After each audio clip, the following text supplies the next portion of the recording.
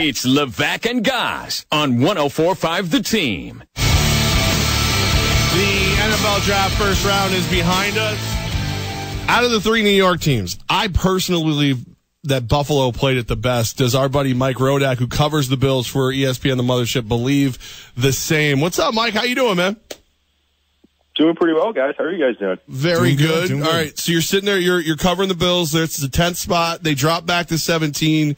What's going through your head? Do you like what they did, and how do they get it done? Well, yeah, all the way down to 27, actually, so 17 spots down.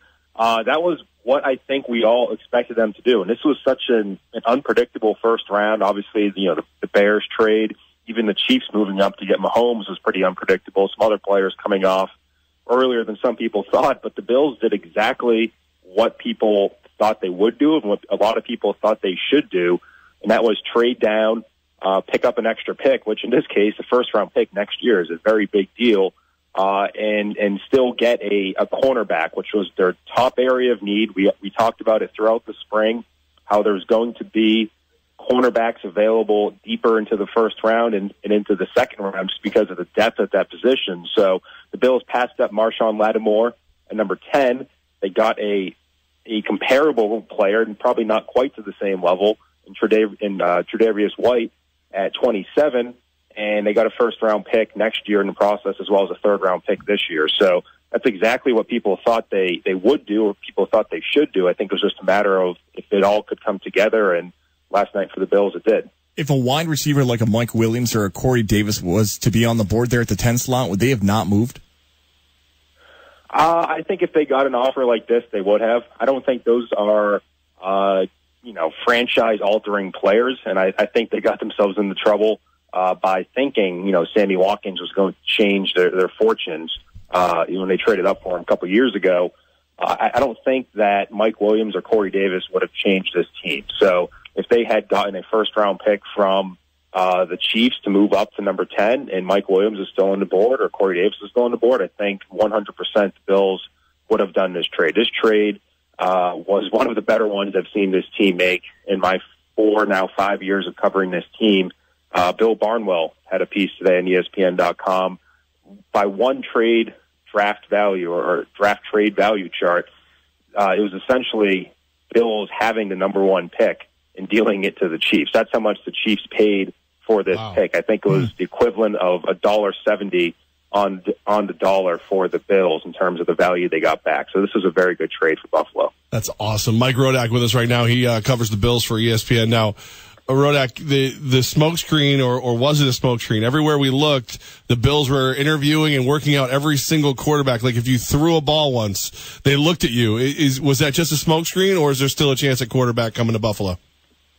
Obviously, the Mahomes and Deshaun Watson angle was probably more smokescreen than it was reality. We don't really know about Trubisky because he went so high in the draft. I think there would have been some serious thought to taking him at number 10, but again, the value of this trade was so high that now you position yourself to really take any player, just about any player next year. Your Bills are probably going to have a top 15, top 20 pick. I think that's where we're all expecting them to finish this year, and then the Chiefs are probably going to be in the lower teens to the 20s somewhere. If you combine those two picks, you can move up pretty high in next year's draft. So you can get, I don't want to say necessarily a Sam Darnold or Josh Rosen, but you can make a pretty good run at those guys depending on how these picks fall and what you can package. So that's when I think the Bills will take their big swing at a quarterback if the price is right and everything falls together. But I still wouldn't rule out another guy coming to them at some point in this draft.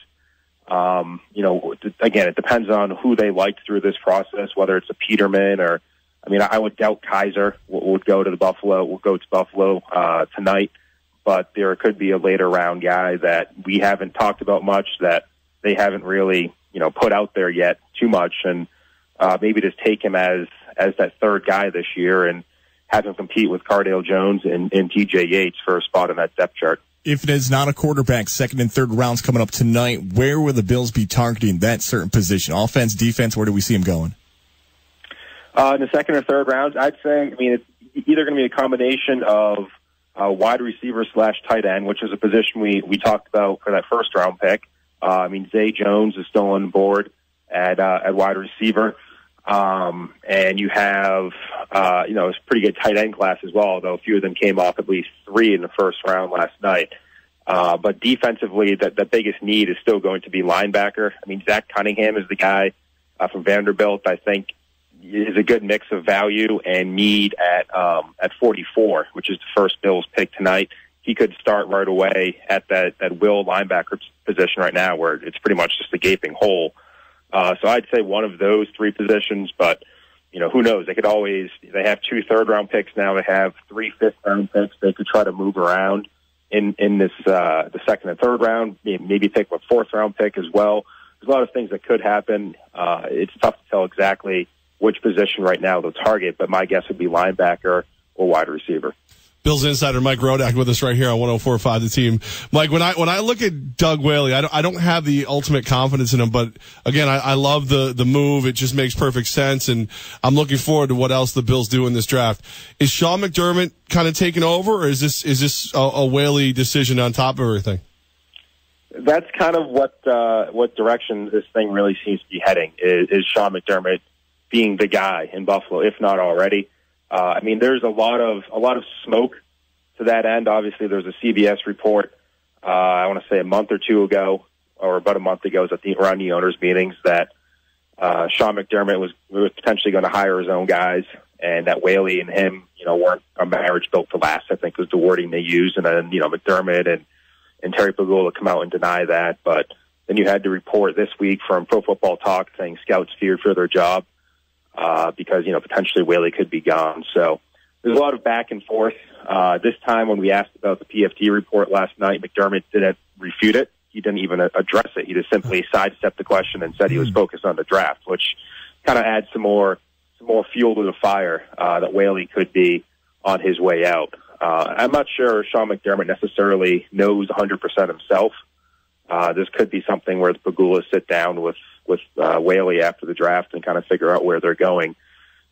So that's kind of where we're at on that one. I mean, there was a couple instances last night where Shawn McDermott was talking about, some of the decisions they made, particularly not to trade down at 29 and to take Darius White.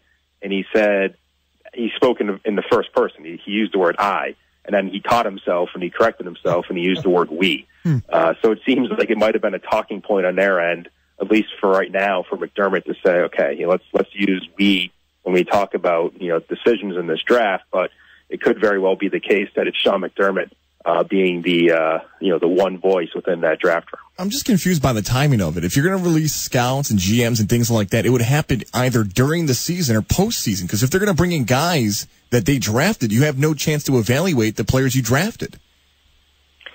Well, it's usually the way it goes is either you fire everybody right after the season, or typically there's a lot of house cleaning in scouting departments right after the draft, because teams, they want to see that process through.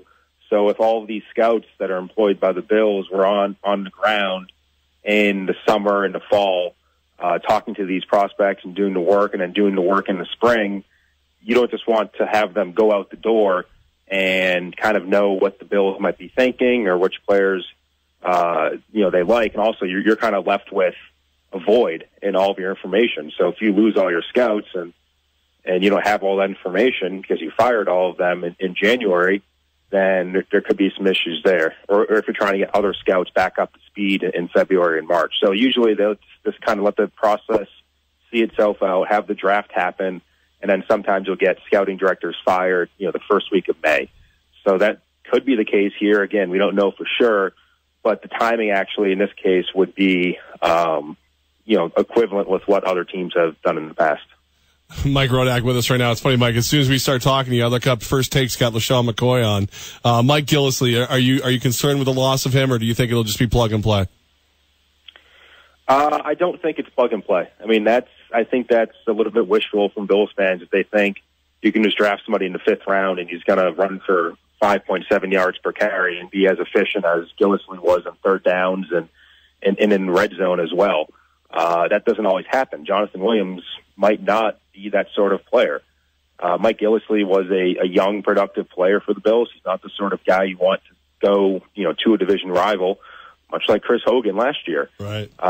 So it's a tough situation where, the Bills could have saved themselves in the situation by signing a higher tender, signing the second-round tender to Gillis Lee for less than $1 million more, instead of being forced into a situation where they have to decide whether to match the $6 million deal, which, of course, they didn't. So going forward, it's not a crippling blow. I'm not going to say the Bills are going to lose 2 more games because they don't have Mike Gillis Lee this season, but it's just continuing to thin your depth when you talk about not having a clear-cut number 2 or number 3 receiver, not having anybody at tight end beyond Charles Clay, not having a reliable backup quarterback, not having a number 2 running back right now that has done something in the league, not having a lot of depth on defense either.